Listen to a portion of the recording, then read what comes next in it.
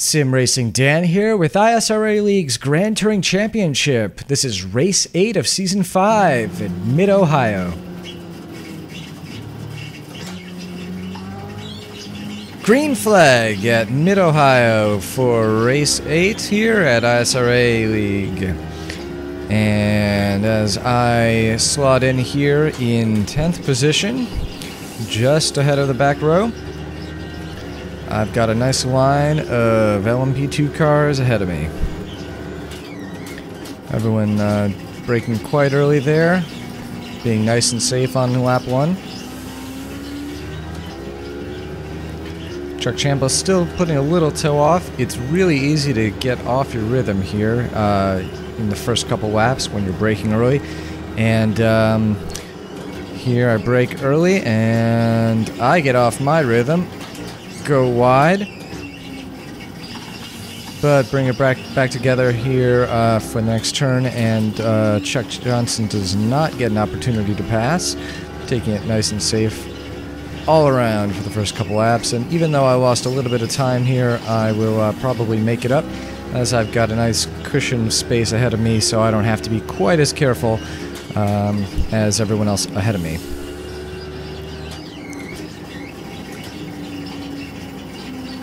And this will be lap 1, successfully completed by everyone in the HPD ARX-01. And now we're a little bit more spread out. The racing can really begin. I go a little bit wide, turned in a little bit too hot on turn 1. So I lost a little bit of speed coming down the stretch. Back, not really the back straight, it's sort of the second front straight through turn 2.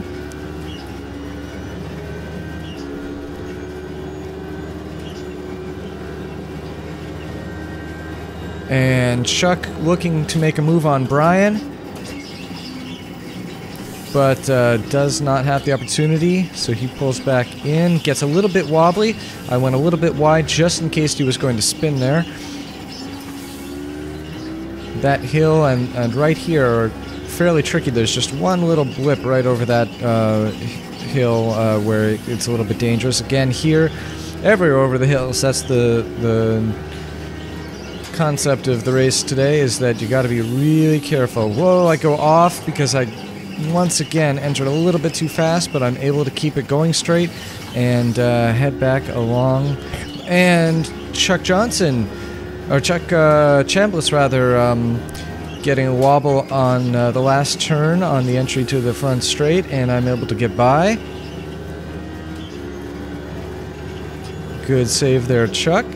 And I braked a little bit too late, go into turn 2 a little bit hot, and I slide a little bit, keep it together, but it puts me wide, slow, and Chuck passes me once again for 9th position.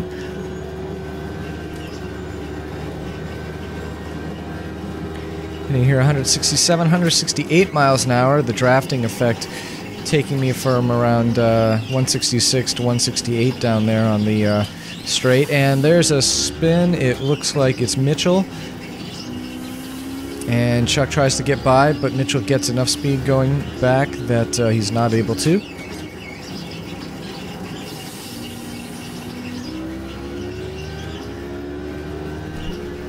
Well done to Mitchell to only lose 2 places there. These cars are incredibly slow to start. First gear is ridiculously high, which is great during the race because you can see I'm using first gear through turn 2, but if you do make a mistake, it can be painfully slow to get started again.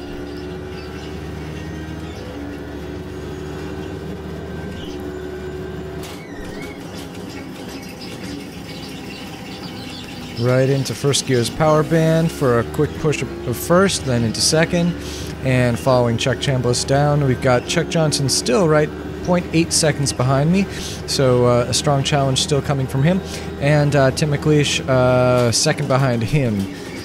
So Chuck is also under pressure. Oh, and Chuck almost loses it once again.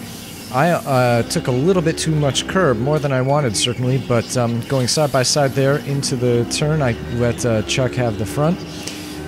And continue with no position change here.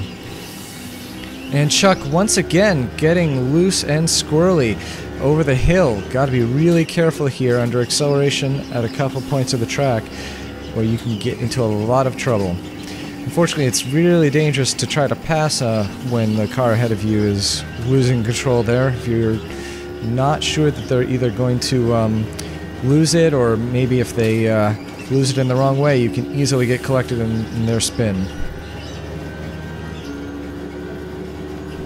And that was Stephen McGarvey coming out of the pits. He must have had some damage that needed repair because it's way too early to pit. And we've got two people off. It's John Kuzlin and Jeremy Boris. I'm guessing they got together going into turn 2.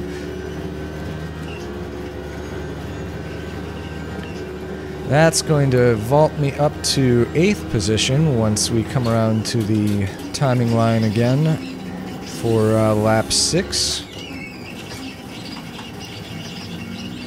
Being really careful to nurse it over the turn there, but then full throttle here, just a little let up. I don't always let up on that left-hander, it's not always necessary, but I didn't feel like I had quite an optimal line going into it.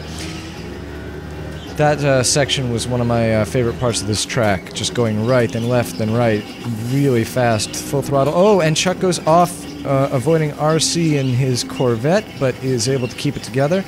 And that puts me behind RC on the entrance to the front straight. RC getting a little bit wiggly going down the front, but not really getting in my way. Although I do have to take a somewhat suboptimal inside line there through turn 1. It's okay. Although Chuck is now opening a nice wide gap, so he's got a good comfort factor. Lance holding the inside so that I can get on the gas and take the outside line. Thank you, Lance. And Chuck now 2.2 seconds ahead of me. Chuck Johnson still just 0.7 here behind me, so I'm still under pressure, but Chuck Chambliss is not. Although it looks like there is some more traffic coming up here for Mitchell and Chuck. And hopefully between the traffic and them trying to fight it out, I'll have an opportunity to catch up. Passing right there is really tough because even though I was going a little bit slowly over the hill compared to what I'd normally do, it's still very difficult to get the power down quickly at that hill crest. Much easier to carry some speed through and then get on the gas once you're past the crest of the hill. Alright, so we're looking at the timing now. Oh, Chuck's got a problem. He has spun, so that's going to put me by. I don't know if Brian was part of that in his Ford GT. I don't think there was any contact there, but... Oh, I'm sorry. No, Brian was also in an LMP, in an HPD, and he lost 5th position. So what happened there? Okay, sorry, that was Brian spinning. I apologize. Got a little confused with the scoring board there. So Brian spun it on the second front straight, but it looks like he's back up to speed now, and half a second behind Chuck Johnson, who's behind me by 2 seconds. So I've got a good, nice pad behind me, but I'm right up behind Chuck Chambliss again.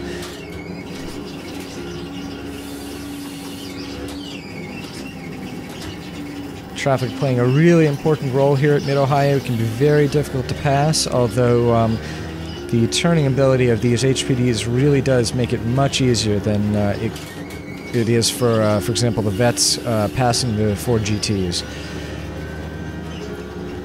Those two car classes running almost the same speed here. Oh, and so yes, all season long I've been in the Corvette. Here I am in the HPD. There was a lot of, I won't say hating, but a lot of people were not so happy with it, so I decided I had to try it out, see it for myself. I am absolutely loving it, as you're going to hear later on. Keep your ears open about end of lap 19.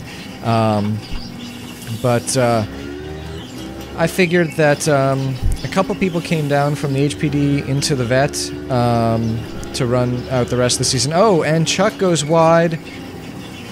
he must have, I don't know, locked it up under braking. That's a... In the Corvette, it's a really easy thing to do, but in the LMP, I think you'd have to have locked up the brakes right at that point in order to have done that, because you can take the turn all right. It's the tricky part is just braking in time for the right-hander over the hill. So anyway, a bunch of people from the who had been running the HPD came down to the vet, so I decided to run up into the HPD to try it out to see. Hopefully, we'll keep it next season, and I wanted to see if I wanted to run it. Since, as far as points go in the Corvette, in the GT1 class, I was running, I think, 5th, and I mean, I was reasonably close to John Rossuto's, but he was really beating the heck out of me in terms of his performances. His only real troubles were when he had like a crash at Mosport. I had the same crash though, so that didn't really change the point standings. But anyway, I thought now would be a good time to try this car out. And as for why I haven't made more videos this season, well, in the Corvette, you know, I expected it to be a really, really close season. Because a couple of the really fast folks like David Serrois and Eric Plotcher. Oh, and Mitchell spinning... Wait, no, that was that Chuck spinning it? No, that was Mitchell spinning it. Mitchell spinning it must have gotten a little bit nervous there with Blake and... or is that Blake or John? Who was that? That was Gilles. So must have gotten a little bit too aggressive on the brakes there under turning, and the car just rotated around on him, but it looked like he kept it together all right and is still running. But that's going to put me into 4th position now, 8.7 seconds, 8.9 seconds behind Mark Payne. So yes, I haven't made too many videos, partially because I'm working on something related to the videos that I'm hoping to be able to present to you guys at the start of the next ISRA GTC season, which should happen in, I guess, what, 3 or 4 weeks. And also because my races just haven't been all that exciting to broadcast. I've been running alone a whole lot in them. Ooh, I get a little bit squirrely going over the hill. And following Ryan Huff, and then taking the outside line through into the final turn before the front straight. So yeah, I haven't been too inspired to make videos off the particular races that I've had, but with my special new project, hopefully that will never be a problem again. And I've been short on time. And speaking of John Rossuto's, taking the inside line there into turn 2. Past him. Running a high downforce setup here at Mid-Ohio. That's really the way you have to do it. It's faster all around. I was 1 second slower with the medium setup here at Mid-Ohio, but the payoff on the straights just wasn't there. I got maybe 2 or 3 miles an hour faster down the 3rd straight, but it just wasn't worth it. Far too much speed lost everywhere else. And who is that off? I can't quite tell. I wasn't paying enough attention.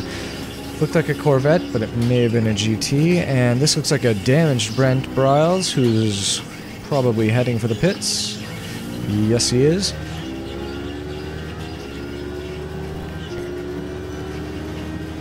And here we are now on the beginning of lap 12, and I am running a bit by myself, as the 3rd place car of Mark Payne, last time I checked, was 9 seconds ahead. And Brian Carey there, the 5th place LMP, is 9.5 seconds behind me. So it's time to see if I can navigate through traffic here. I think that's going to be the real key.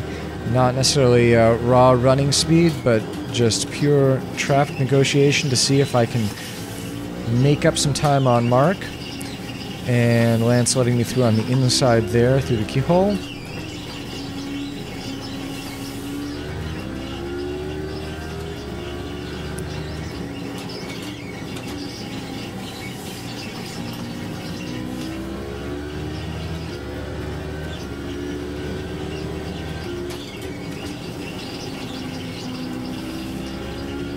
Coming up on Colin McLean and Sean Cuthbertson, who are fighting for position, and Timothy Stoll, who, well, I guess he's also fighting for position. It looks like there we go, the timing and scoring board just hadn't quite updated. We've got our 12th, 13th, 14th position cars, which are Corvettes, and that probably puts those guys, I would guess, somewhere around 3rd, 4th, 5th, or 2nd, 3rd, 4th.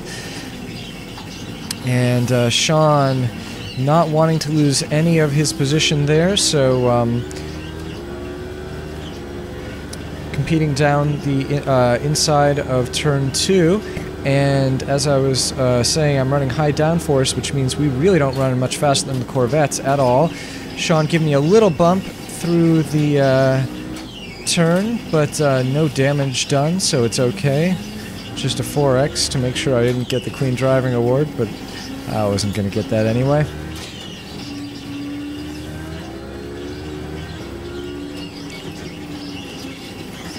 And running right next to Colin, going to take the inside line past Colin here.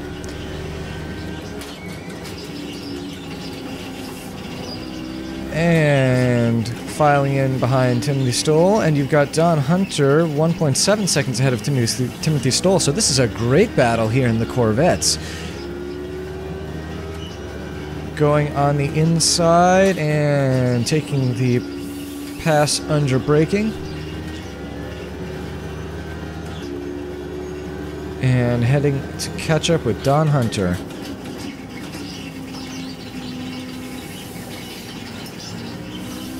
And that'll get me by that Gagor Corvettes.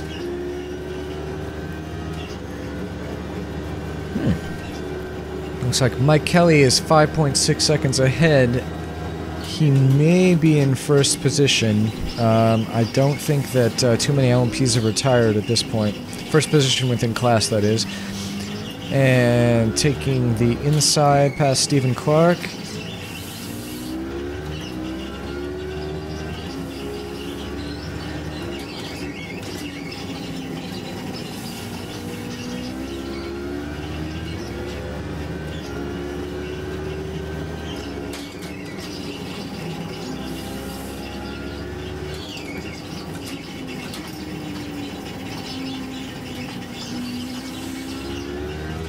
And Mike Kelly up ahead, about to lap Jills. He must have had a problem, I assume. Jills usually runs decent speeds, and if he didn't have a major problem, then now is way too early for him to be getting lapped. Let's see if Mike's able to get past Jills before I do. Running nose to tail, Mike goes on the inside. This kind of battle for non-position is the kind of thing that could cause a lot of problems for me as I try to get by, but Mike gets by without too much trouble. And then over the hill, let's see what it takes for me to get past Jills.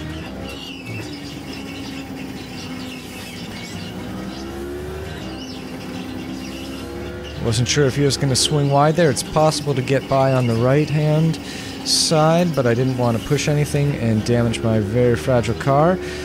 Jill's going for the inside, which I didn't expect there. But I decided to get aggressive and take it back through the right-hander here. That right-hander is one of my worst parts on this track. Have to be very careful not to push too hard into it.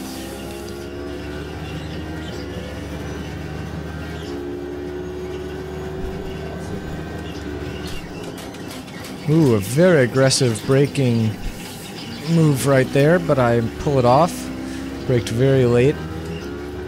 And Mark Payne now 15 seconds ahead of me, with Mitchell Wyrick a mere 2.7, so I have lost an enormous amount of time through traffic there.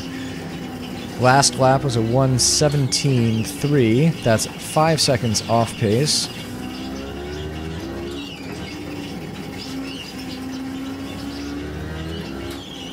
There I am going to the right of RC Rigdon, getting a little bit more aggressive through traffic as I see just how much time I've lost.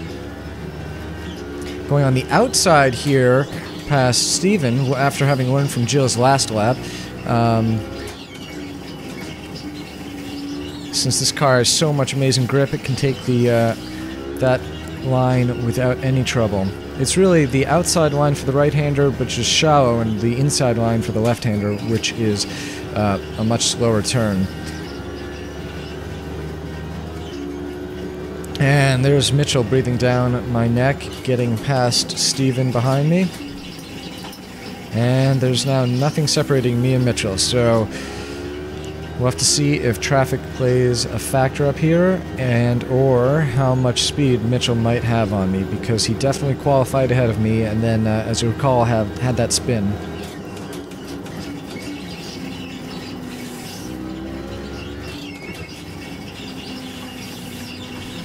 Alright, let's watch me take this.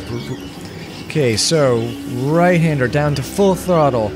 Just a slight lift. Oh, I lifted that time. Alright, well, let's see. One of these times I'm going to go through that full throttle the whole time, and it is a real trip, especially in this motion chair, because it really pulls the chair side to side, and it gives you a real sense of how many G's you're pulling. It must be a real thrill, but a heck of a strain on your neck in the actual car. Doing it for real.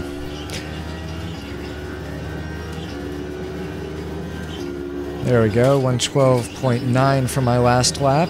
It felt a little sloppy, but it turned out to be actually fairly quick, as it's the fastest lap I've done this race so far.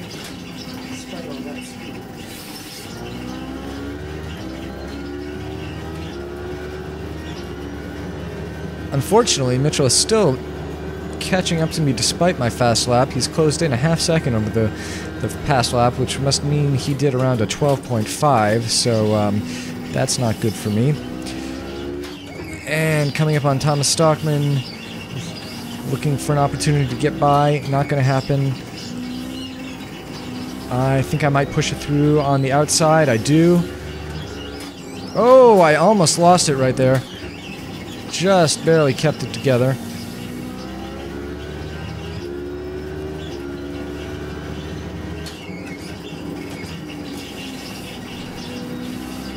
And here you can see I'm definitely getting far more aggressive through traffic, going on the outside of Anthony so that I can get the pass here on Ryan, who's competing with... And Ryan looks like he was going to go try to make a pass around Lance, which caused me to check up real quick. Fortunately, Mitchell, who was right behind me, was on the ball and also checked up.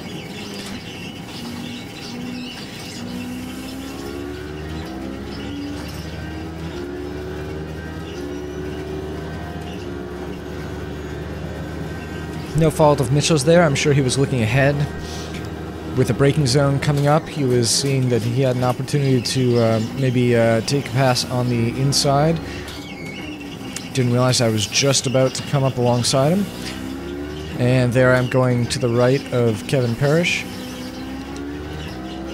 And taking it a little bit easier because I know that I've got some slow traffic ahead. There's no sense in trying to push it over the hill. It's better to just set myself up for a really good high-speed exit there and to get by Luke, which I've now done. And coming up on Blake, who is... And that's what I meant when I said you'll hear what I think about this car. That was in-car audio of me laughing and just absolutely loving this thing.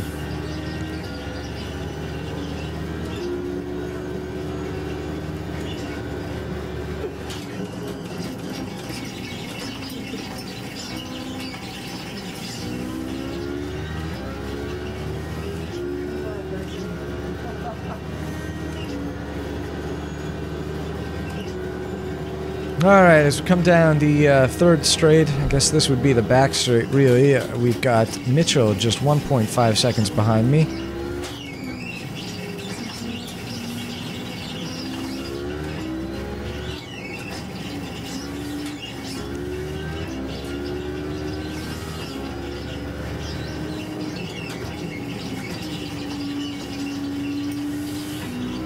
And we are now about 25 minutes into the race, maybe slightly under that, and this is a 60-minute race, so coming up on the halfway point. Oh! And Mitchell once again spinning in that same place. I just saw him fly right by on the TV view in the lower right, lower left inset, and I don't know if he's going to survive that. I think he went off and did damage. I think he hit the wall. I was saying earlier that that was one of my worst spots on this track, and that's why it's very easy to enter too fast and go wide off, and there's not a whole lot of room on the grass there for you to fall onto. But it looks like he's now 10 seconds behind me and keeping pace, so it's quite possible that he managed to survive that one somehow. I said he was keeping pace, but now I'm not so sure. Looking at his time, he is definitely going slower than I am. He was 10 seconds, now he's just about 12 seconds behind me, so I think he's damaged the rear wing on that, and I think that's put him way off pace. Either that or he's feeling the car out and just being really cautious. Coming up again to traffic, once again onto Lance, although Ryan Huff is nowhere to be seen now, so I'm not sure what's happened there, although Lance now sitting in 29th position. So it's possible that Ryan got by, because I think he was 28th the last time I saw him. Really doesn't seem that long ago. Mitchell now 11.6 seconds behind me.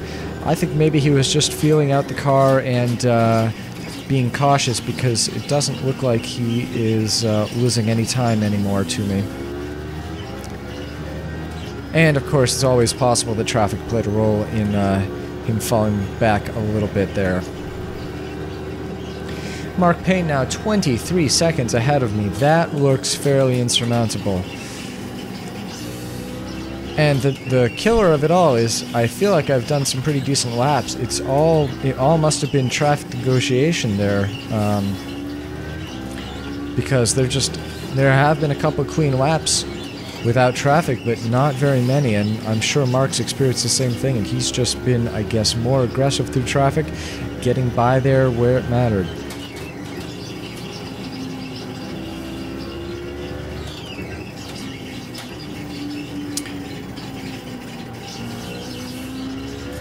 Well, I'm once again in the position where I've got no pressure, and not even really any pressure to go particularly fast. Although I have to say, I always try to push as hard as I can, because it's always that spin that you know, you never know how much, you know, Mark. Whoa! I almost lost it right there. Once again through turn 2, but catching the car. Catching the uncatchable. As I was saying before I almost spun, you never know when that spin is going to happen, and cost Mark 15 seconds, and that would put me 5 seconds behind. It could definitely happen, you know, especially in this car, because it's so slow to get started again.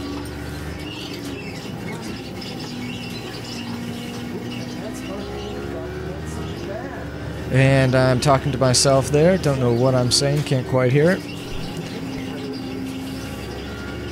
Talking through my laps probably, just commenting to myself about how I'm making these turns, and coming up here behind Mark Payne in the pits. He must be in the pits.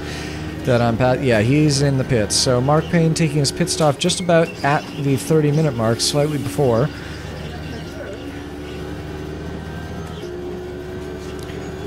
And although that puts me into third, it's kind of a fake third, because I'm also going to have to make a pit stop at some point here. So here's where the positions get a little bit... Here we go. We're looking at 30 minutes, 40 seconds remaining in the race. And I have 48 pounds of fuel remaining. That's quite a bit. I started with 132. And so 90 pounds or so has gotten me through to the halfway point. I've got 48 pounds, let's call it 45 pounds left, so it's going to get me another quarter of the way through the race. So I'm going to have to pit around 45 minutes. and probably put in about 45-50 pounds of fuel. Got to put in at least 50 just to be safe, because you never know when you're going to have that extra lap, and the race will run an extra, a couple minutes longer than you had originally planned. It all depends on when you get that white flag.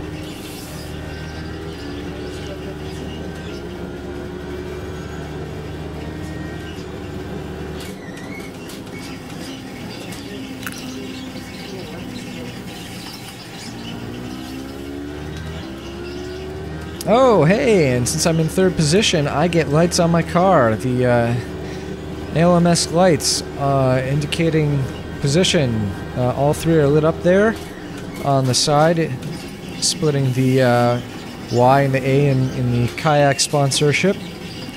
There you go, right there, nice shot of it.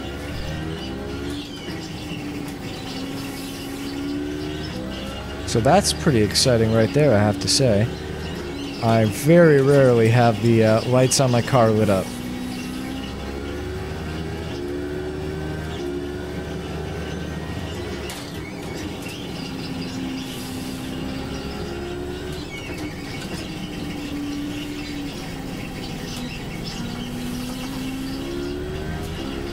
This car is really interesting because it doesn't have a huge amount of power. I think it's 480 horsepower, which, it's certainly nothing to sneeze at, and it's a light car, so it does pretty well with 480 horsepower, but at the same time, it's really different from, say, the Formula 1, the FW31 car, with its 800 horsepower, because this thing still has a really large amount of grip. In fact, I was reading up on the LMP2 class, and most sites that I was reading were saying that it's actually faster in the corners than the P1 cars, just because it's lighter with a less powerful engine. Oh, and Ryan Huff having a spin as I make him take the outside line. He must have gotten onto the power a little bit too early, and spin for him, unfortunately. So yes, because it's so light and has all this great aero, it's really quite fast through the corners, and it's got a huge amount of grip when you exit the corners because it's not that powerful. So you can really floor it early, and I love that about it. I mean, it just feels so great. You just put the pedal down, and Colin, looking for a pass on Don, thinks better of it, especially since he was quite far behind, tucks back in over to the right, and lets me by, and I get past Don in the straight down to turn 2 as we come up to Timothy Stoll, who is ahead of Don and Colin, and in second position based on the lights on his car. You can notice that he's got different paint schemes in the in-car and TV views. That's because he has just changed his paint scheme. He changed it about at 8:30 the night of the race being at qualifying at 10 o'clock, so I didn't grab the new car pack right before then, and so I didn't get that new that car pack from him. So anyway, he's running great right there, and it looked like Thomas Stockman was running second, I believe, in the GT2 class, and that's an off. That is Jill's off. And as I was saying, I suspect that's not the first time that's happened to him this race. So yes, this car just has so much grip on the turn exits that you can floor it, and it's just, I mean, it's easier to drive than the Ford GT. I'll tell you that right now, because that Ford GT, you really have to baby it out of the turns. And this thing, oh, and Lance goes wide. This thing, you just nail the throttle and it responds, and it is happy. It does not wiggle. Going on the outside there, Stephen Clark picking which side of the track he wanted to be on a little bit late, but he sort of seemed to be sliding over to the right, so I figured that was the way to go. That could have been a real disaster, though, if I had guessed wrong.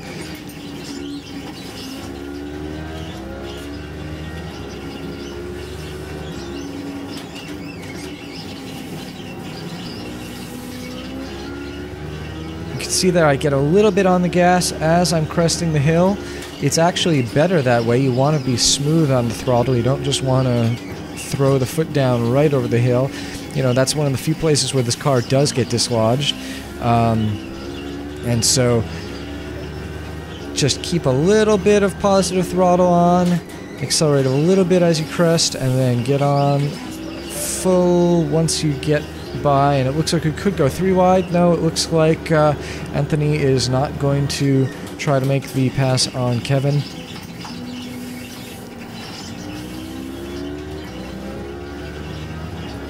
And now coming up behind Mike Kelly, who I'm assuming is running first in class. Let's look. Yes, that's first in class. Great job from Mike Kelly.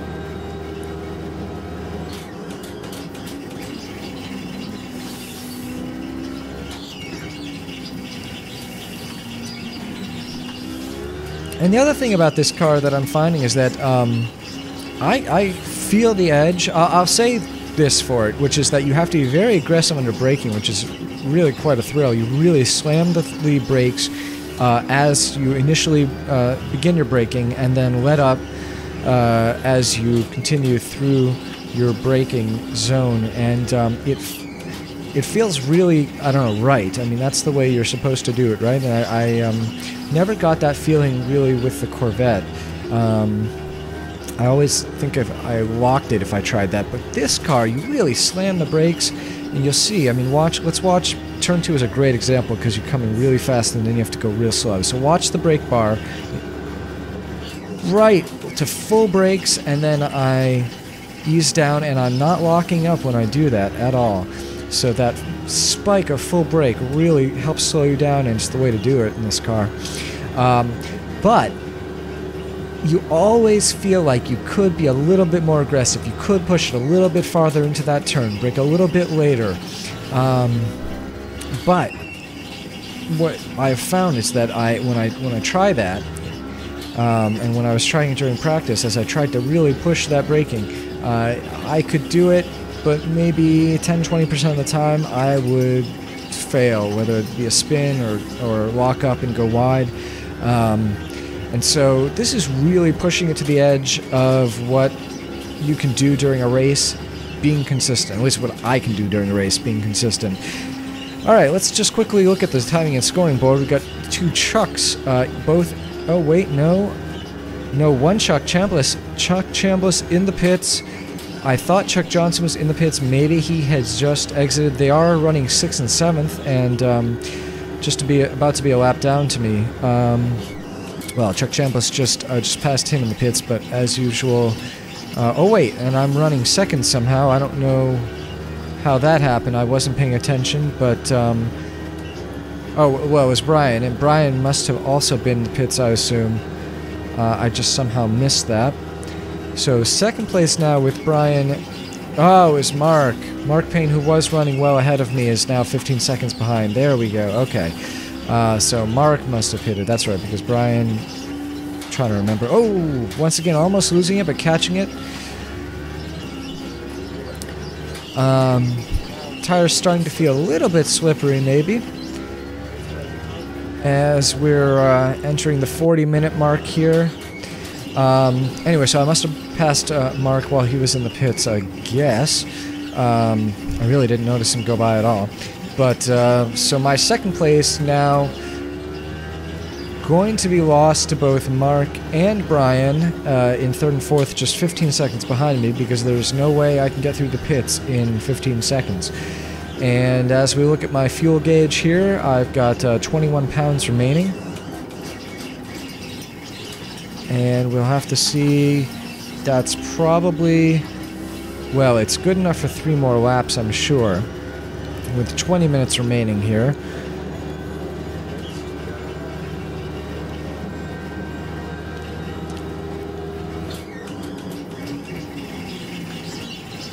But how is this going to work out? We've got Jim Spun up ahead, but it looks like he escaped out. He must have wrecked his car.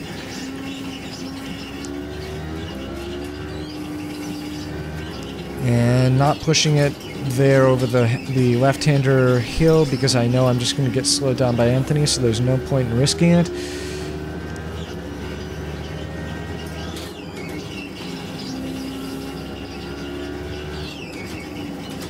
Oh, and James locking up the brakes. I'm going to go for another lap with 18 pounds of fuel left.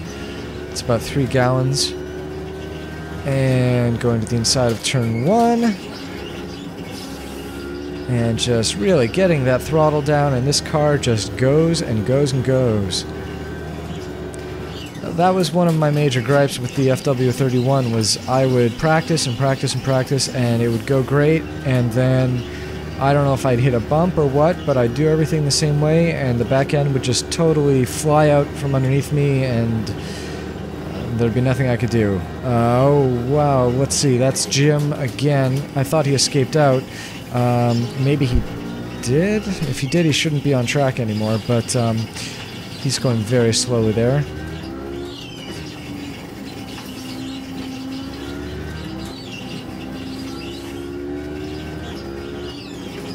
And RC chewing up a lot of the track. Looks mostly under control, but not fully. And trying to go on the inside there. Let's see. Okay, I'm pitting in, calling it out. And I'm a little bit too aggressive entering the pit, so I go onto the dirt, but fortunately get it slowed down enough before I enter the pit lane. And pulling into my stop, and there's Brian and Mark going by, and there goes second place, so that's going to push me down into fourth. Fuel going in, tire change just because I thought I was taking enough fuel that it wasn't going to slow me down, but fuel is done, still doing tires, so I lost like 2 seconds there. You can see I'm full throttle here in first gear, and the car just is so slow to get started. Pitting out with Blake coming up 2.8 seconds behind me. Eric Palacio now in 5th position, just 6.5 seconds behind me. And so once again, battle on my hands. I haven't seen Eric all race. He had that spin, and I don't know if that was all that happened to him. But I mean, he was a good 30 seconds behind me there. Although he has undoubtedly pitted at this point. So the lights on the side of my car go out. Goodbye, guys. It was really nice knowing you. I liked second place while I had it. And trying to be aggressive here once again in traffic. Fresh tires. And a fire-breathing Eric. Hot on my tail.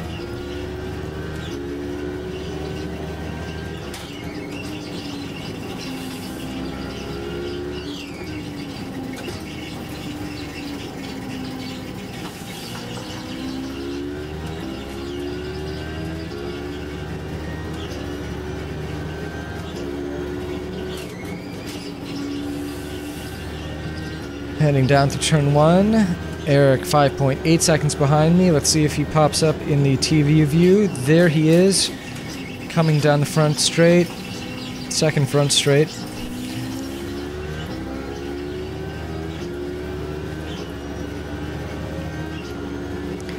And still 6 seconds behind me. Looks like he got a little bit held up by Steven, which is fine with me for right now. Only hitting 166 down before I enter the braking, not 167 the way I'd hoped to. Once again, the high downforce being great in the corners, but those Corvettes do catch up pretty quickly on the straight. They hit about the same speed, since they have more horsepower and less aero drag. Well, really they have more aero drag, because even though they have more horsepower, they only end up about the same speed. But they have a lot less downforce. They're simply larger cars, so our aero drag ends up being roughly equal.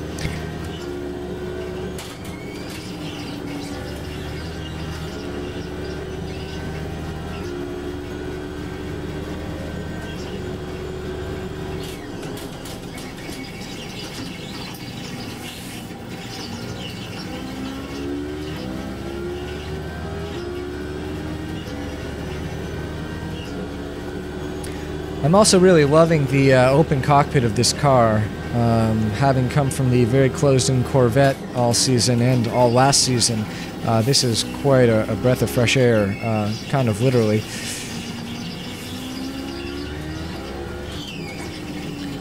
And it definitely makes me wish I was running projectors instead of TVs, so I didn't have those ugly black frame breaks on the sides of the left and right TVs, but still looks pretty good, I think, like this.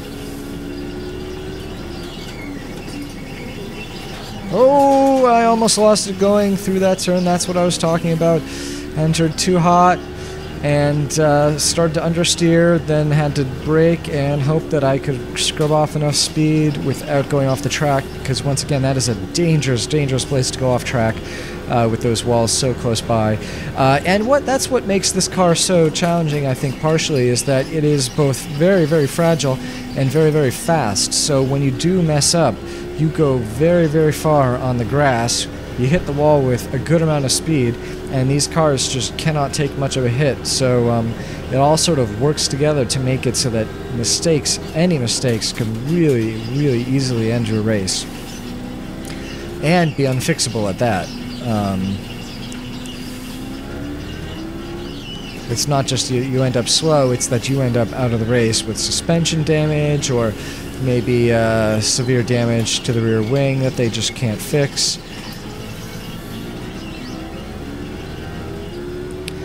Once again, taking the inside line right there, the outside inside line, turned out to be a better line to pass the Corvettes with. Eric's still 5 seconds behind, although he used to be 6 seconds, so he's catching up. There he is, coming through the last turn sequence.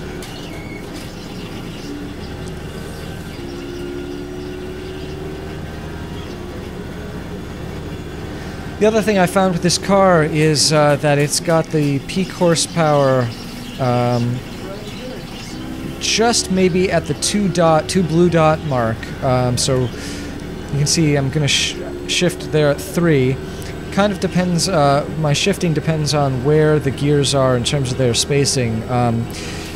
If I can shift and then pretty quickly be up into the green light, then I will shift early in the, there you go, I did it, the 2 dots, 2 blue dots there, but if you see I go, for example, from 4th to 5th and 5th to 6th, when all 4 blue dots are lit, because 5th and 6th are quite a bit higher, and I just need that extra RPM in order to get those gears up to speed into their optimal power band.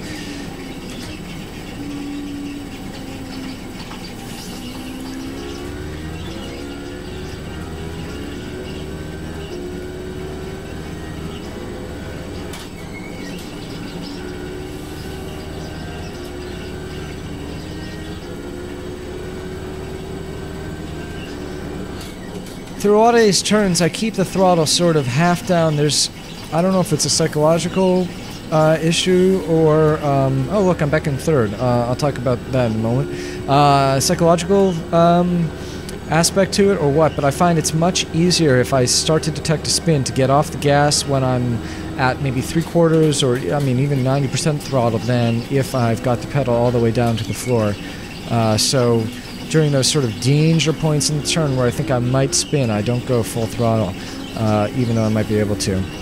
Not just because less throttle means less chance of spinning, but I've got better reaction times when I'm doing that. So somehow I got into 3rd, and I don't remember what I was looking at that I missed that. It clearly wasn't the timing and scoring board here.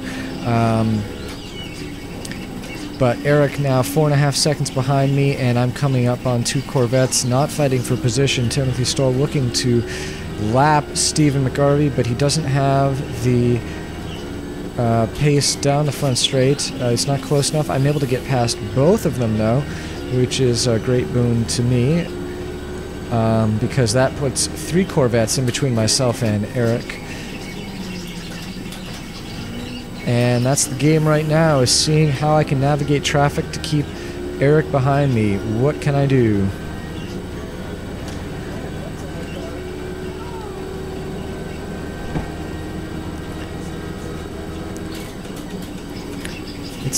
Looks like someone went off and, oh, Eric now just 3.7 seconds behind me. Spun quite a bit. It must have been Steven, I think, there.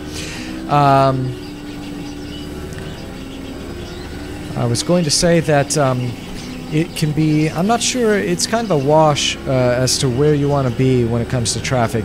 Being the first guy, as I am in the chain between me and Eric here, I run into all the lap traffic first, which means there's potential for him to take advantage of it, and while I'm slowly waiting for an opportunity, he can go full speed behind me. But at the same time, it sometimes gives me the opportunity to get by in places where he can't. Sneak by, like, let's see, that wasn't a good example, but sneak by right before the turn where he just can't get by in the same place. Let's see who's gone off here. Not clear to me. Mike Kelly looks like he's running second now. Can't quite tell.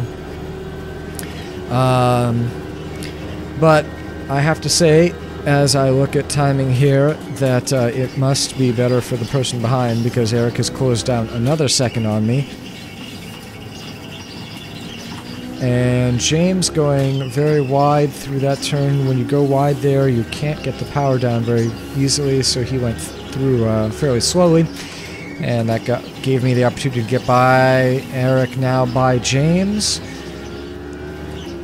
And let's see, Sean and Kevin are here, and let's see, that's Kevin going off, and I wasn't willing to try to risk it and try to get by him. That's going to put me slow onto the front straight. The question is, will I get by Sean? And the answer is no. I'll get by Kevin on the front straight, and then I'll get by Sean here. Eric now, unfortunately, 0.9 seconds behind me, so he has closed the gap. Now, fortunately, Sean in between us, but it's not going to help. Eric's going to get by in a moment, and then he's already within drafting range, and he's drafting off Sean right now. He's past Sean, and he's 1.2 seconds behind me, getting a little draft, and traffic once again coming up ahead of me, Dan Morera, which means I'm going to have to be dealing with some slowness. Eric is going to be right on my tail. So the trick here is, what's it going to be? What's it going to take for Eric to try to pass me? Oh, let's see, who went off? Ryan off again. Fortunately looking pretty safe and running straight on the grass. You know, Eric's gotten up to me, but it's going to take something else, something more to get by me. When I'm slow through traffic, it's not because I'm slow, it's because there's no opportunity to pass.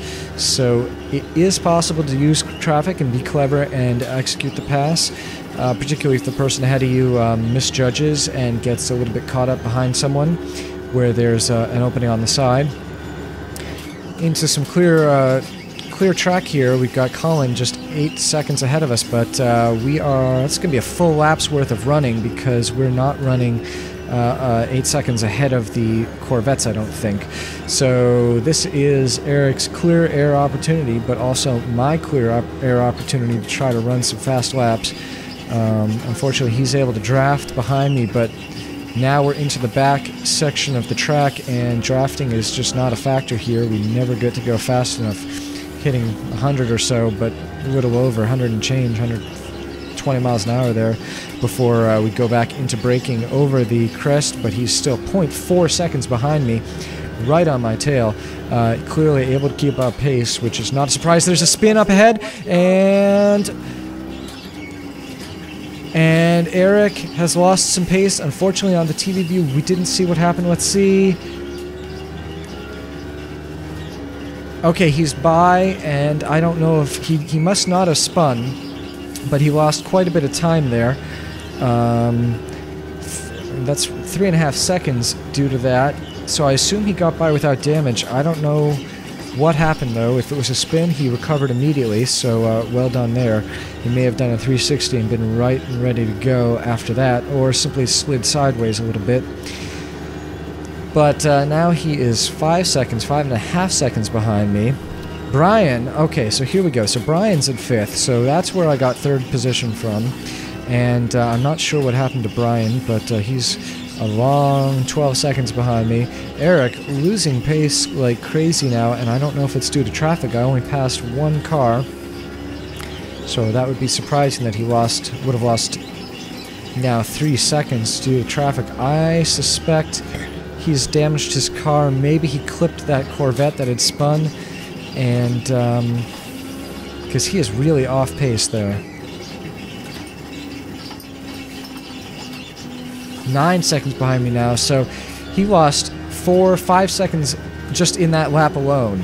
So he is way off pace. Looks like Eric won't be a factor for the rest of the race here, and there isn't a whole lot of race left to go. Mark Payne in the pits, and that's going to give me second position, with Eric 10 seconds behind. 4 minutes to go, and David Serrois 45 or so seconds ahead of me. That pretty solidly locks up second for me as long as I can get through these next 4 minutes safely.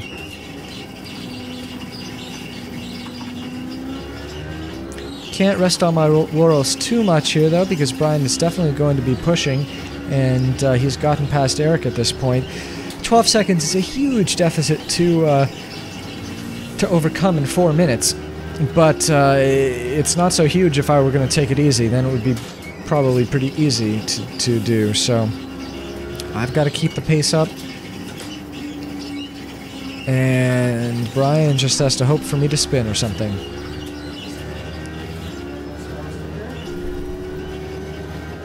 Just heard myself comment that I almost lost it there on the turn entry onto the front straight, and once again almost lost it there as I took a piece of that very high curb that separates the pit exit. Oh, Anthony going wide, letting me through, but unfortunately going a little too wide onto the dirt.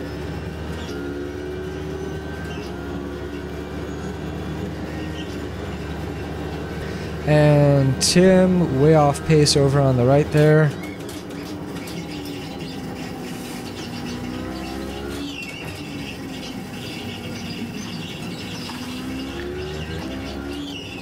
I did a kind of hasty paint job here with my car, and I'm pretty happy with it, but I really feel like it could use a couple logos.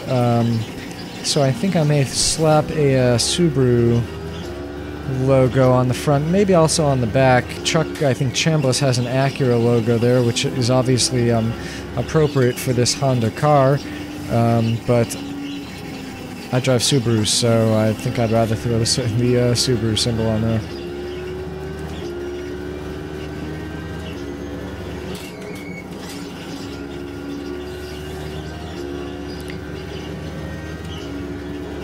I'll say, I mean, that turn right there, turn 1, is a lot more tricky in the Corvette. You can take a lot of speed on the entry, but it's tough to get the power down, and it's easy to go wide.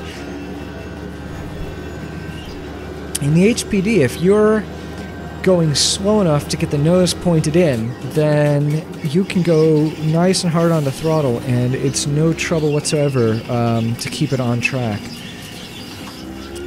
That's that whole power versus grip thing I was talking about before. Let's see, I'm going to go not quite full throttle through here. I will take it a little bit easy through the back section because there's really no sense in losing it here. Brian's still 11 seconds behind me, and what was that, like 2 minutes remaining in the race?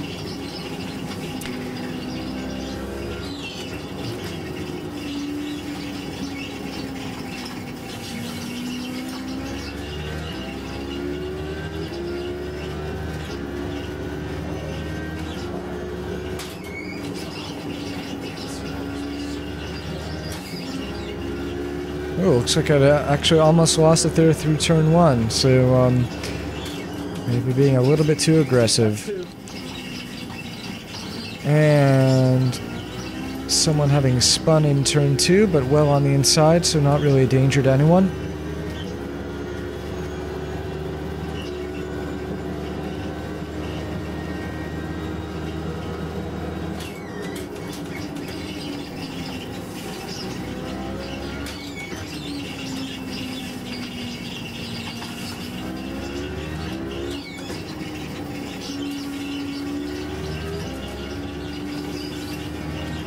Brian making up a second on me, but it's not going to do any good at this point. Second is just not enough. Coming up on lapping John Koosland. I think that puts him 2 laps down, but at least he's still in the race. Although, it looks like he's missing a front end, so that's the pits for him. And white flag showing now. Last lap. Take that one a little bit wide on entry. Now I am reasonably relaxed because at this point Brian is not going to catch up with me no matter what happens, unless of course I spin horribly. Still going to take the opportunity to try to get past John here, who is not fighting for position. He is a lap ahead of Steven.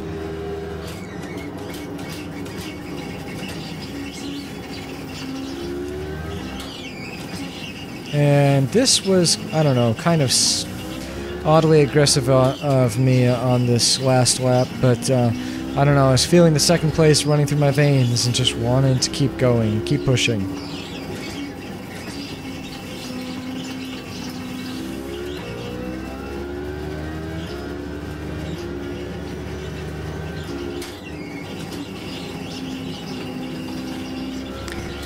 And through the final turn, which I'm definitely going to take a little bit easy here. And onto the front straight for the second place finish. There it is, right there. So my best finish of the season in the HPD, which I hadn't been driving up until now. So I think I like this car. And once again, hopefully we'll be back with videos of every race next season. That's my goal. And we're going to change up the format a little bit. Oh, and coming up on the first, second, and third place Corvettes.